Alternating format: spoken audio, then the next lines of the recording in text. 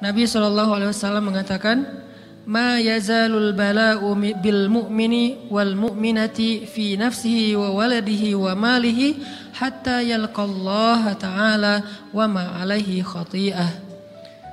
Tidaklah seseorang selesai diuji, baik dia laki-laki orang yang beriman atau perempuan yang beriman, baik itu ujiannya terjadi pada dirinya atau melalui anaknya atau melalui hartanya, artinya ujian harta, ujian fisik, ujian perasaan, sampai dia bertemu dengan Allah dan dia tidak punya dosa. Apa maksud dari hadis ini? Ujian itu tidak akan berakhir kecuali kalau dosa kita sudah habis. Allah akan menguji kita terus untuk membersihkan diri kita dari dosa. Sehingga yang harus kita coba bangun awareness dalam diri kita kalau lagi diuji, Allah pengen membersihkan dosa saya nih. Sehingga kita ridho dengan ujian, bukan ikhlas ya. Kalau ikhlas ibadah, kalau ujian ridho, rela. Saya ridho ya Allah walaupun ini berat. Saya ridho ya Allah walaupun saya berharap Engkau beri jalan keluar. Saya ridho ya Allah walaupun saya berharap ditolong oleh Allah. Tapi tetap ridho diberikan ujian itu. Sambil berdoa diberikan jalan keluar, ditolong, diberikan keajaiban. Cuman gak mau mengeluh. Dan berdoa meminta jalan keluar bukan mengeluh. Itu ibadah. Berdoa itu ibadah dalam Islam. Sehingga Allah suka banget sama hamba yang berdoa. Allah suka dengan hamba yang curhat. Nabi itu kalau lagi curhat, doanya aja bisa berjam-jam cuma doa doang tuh. Kayak hadis Aisyah pas lagi cemburu malam-malam kan. Aisyah lagi tidur. Ini jatah malamnya Aisyah. Tiba-tiba dia nyari-nyari raba-raba, Nabi gak ada, dicari di kamar mandi gak ada. Biasanya Nabi sholat di sebelah Aisyah. Wah curiga nih, jangan-jangan ke rumah si Fulan. Dicari ke rumahnya, ditelepon gak aktif, mungkin lagi dicas, datang ke rumahnya. Ketuk pintu. Hafsah, Nabi di rumah kamu enggak? Enggak Aisyah, beneran. Cari ke rumah Sofia. Sofia, Nabi di sini enggak? Enggak, beneran. Cari ke rumah Maria. Maria di sini enggak Nabi? Enggak. Kemana ya Nabi? Rumah istri-istri yang lain gak ada. Pas balik ke rumahnya, ngelewat masjid, ngelihat Nabi lagi sujud di Masjid Nabawi, di mihrab. Dan Aisyah mendengar Nabi menangis sambil berdoa. Dan sujudnya itu seperti membaca 1 juz Al-Quran. Dan itu isinya doa nangis. Robbi. Jadi kalau kita katakan gak usah banyak berdoa sama Allah, malu. Justru Allah suka kepada hamba yang berdoa. Justru sebaliknya kalau kita jarang berdoa atau enggan berdoa, buat Allah itu orang sombong. Allah gak suka hamba kayak gitu. Kamu gak butuh saya, sama kayak kita lagi ada masalah, punya teman yang punya kelebihan harta, terus kita kayak bingung gitu nyari kesana kemari pinjaman, dia gak dikasih tahu. Pas dia tahu dari orang lain, dia ngomong apa? Kamu gak nganggap saya ya? Emangnya saya bukan teman kamu? Kok kamu punya masalah keuangan tapi saya gak dikasih tahu, malah saya tahunya dari orang lain? Tersinggung kan? Kalau teman kita aja tersinggung, apalagi Allah. Kamu punya masalah kok gak ngomong ke saya, wahai hambaku? Bukan berarti Allah gak tahu, Allah tahu, cuman Allah berhak, bukan ingin ya, berhak untuk dilibatkan. Allah berhak untuk dicurhatin. Allah berhak untuk dijadikan tempat kita untuk habis-habisan menangis dan melampiaskan masalah kita kepada Allah dalam bentuk curhat-curhat dan doa. Sehingga kalau kita berdoa, ya Rabbi, Allah langsung inni qarib, mendekat Allah kepada kita.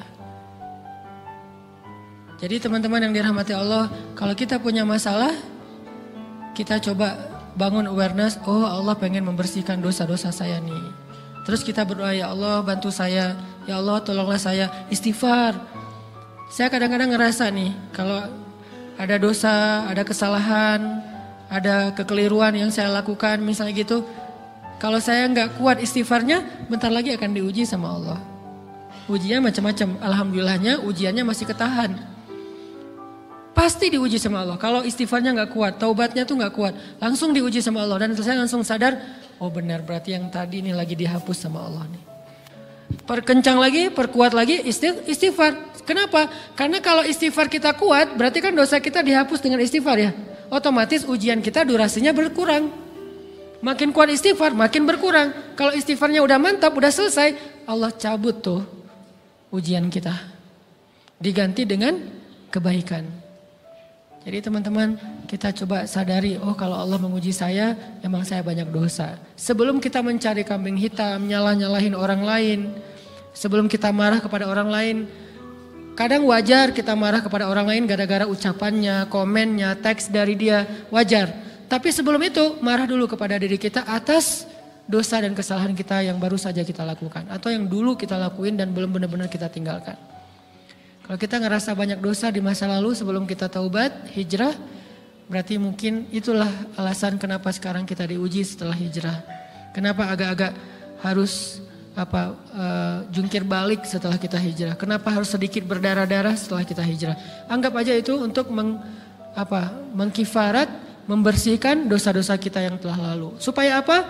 Supaya kalau kita pulang kepada Allah, kita pulang dalam keadaan bersih. Dan itu pasti akan menjadi orang yang paling beruntung. Daripada nanti diberesin di akhirat, mending diberesin di dunia kan. Soalnya kalau diberesin di akhirat, itu lebih berat. Akhirat itu perlakuannya beda dengan di dunia. Di dunia kalau kita salah, akan dibalas oleh Allah. Kalau kita belum taubat, dibalas oleh Allah sama. Tapi di akhirat, ukurannya beda. Sehingga heran ya, kalau ada orang yang merasa beruntung lolos dari hukuman dunia, dia pikir dia udah lolos dari hukuman Allah. Mending dia beresin deh di dunia daripada nanti di akhir berlarut-larut. Itu bahaya banget. Kalau buat saya pribadi dan saya yakin teman-teman juga kayak gitu, gak mau ada masalah di akhirat, mending masalah di dunia aja. Tapi masalah di dunia juga kita gak mau berlarut-larut, pengen cepat dimudahin sama Allah. Caranya istighfar. Tidaklah Allah memberikan kepada kita ujian kecuali salah satu alasannya pengen menghapuskan dosa. Idza kathurat dzunubul 'abdi wa lam yakun lahu min 'amalin liyukaffiraha fabtalahu Allahu bil hazan liyukaffiraha. Kalau seorang hamba banyak dosa dan dia enggak cukup amal untuk mengkifarat dosa-dosanya, Allah akan menguji dia dengan rasa sedih, dengan rasa kecewa, dengan rasa berat, sakit hati untuk mengkifarat dosa-dosanya. Itu yang kita bangun. Sehingga kalau ada masalah sama orang lain, kita memperbaiki diri dulu. Bukan sibuk dengan kesalahan dia terus menerus yang gak mau kita maafin. Misalnya ada teman kita nih, jadi clash sama kita. Hal pertama yang kita bangun, astagfirullahaladzim saya banyak dosa nih. Tapi kan yang salah dia, ya. Tapi mungkin dia nggak akan mengatakan kalimat itu, nggak akan bersikap kayak gitu kalau kita nggak punya dosa. Allah sengaja mengutus dia untuk menguji kita lewat kata-katanya, lewat perilakunya, karena kita punya dosa. Jadi penyebab pertama diuji itu bukan teman kita yang salah, itu penyebab kedua. Memang dia salah dan itu harus kita akui, realistis lah. Dia salah, dia nggak pas, dia nggak bijak, dia apa. Oke, tapi yang mentakdirkan dia salah kepada kita Allah Subhanahu wa taala. Kenapa Allah takdirkan gitu? Karena kita masih punya banyak dosa. Allah kirim kita ujian, bisa manusia, bisa alam, bisa dalam diri kita sendiri. Itu semuanya adalah cara Allah untuk menguji kita dan membersihkan dosa-dosa kita. Ini yang kita bangun pertama. Yang kedua, kata Nabi di dalam hadis Bukhari, "May yuridillahu bihi khairan." Yang terkenal kan yufaqihu fiddin, itu yang terkenal. Ternyata ada dua modelnya. Ada may yuridillahu bihi khairan yufaqihu fiddin. Siapa yang Allah pengen kasih dia kebaikan kebaikan, Allah akan buat dia mengerti halal dan haram. Itu berarti Allah sayang sama dia. Ini satu model hadis. Ada model yang kedua, mirip redaksinya. May yuridillahu bihi khairan yusib min. Hadis Bukhari. Siapa yang Allah pengen ngasih dia kebaikan, Allah uji. Hah? Kok gitu caranya? Ternyata kayak gitu rahasianya. May yuridillahu bihi